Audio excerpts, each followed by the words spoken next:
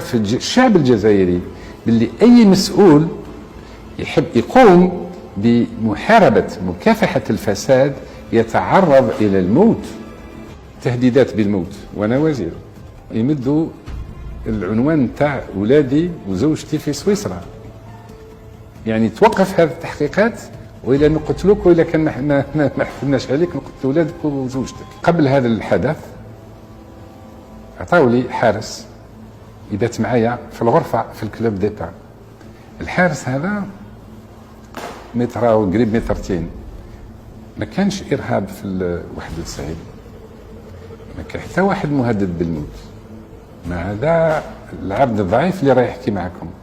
حتى نلقى واحد النهار نبرك على هذا السيد اللي كان يحرص عليا باش ما يقتلونيش،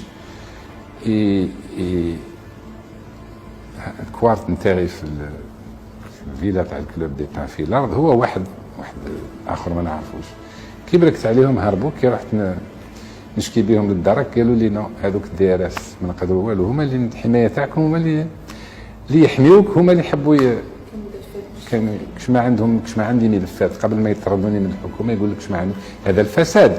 مانيش نبتعد على الموضوع مادام الموضوع هو مكافحه الفساد، باش يعرف الشعب الجزائري باللي اي مسؤول يحب يقوم بمحاربه مكافحه الفساد يتعرض الى الموت.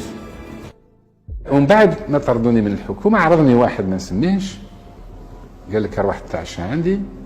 كي رحت نتعشى عنده نلقى واحد من المدراء البنوك اللي طردت، لقيته معروض.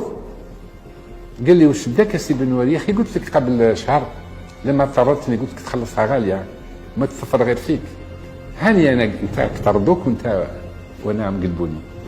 يعني الوزير اللي جا بعدي انايا كلف بمهمتين حتى هو، مهمه واحده الاولى هي غلق ملفات الفساد، والمهمه الثانيه يرجع المدراء البنوك اللي طردت الى بوكل اي بوكلي.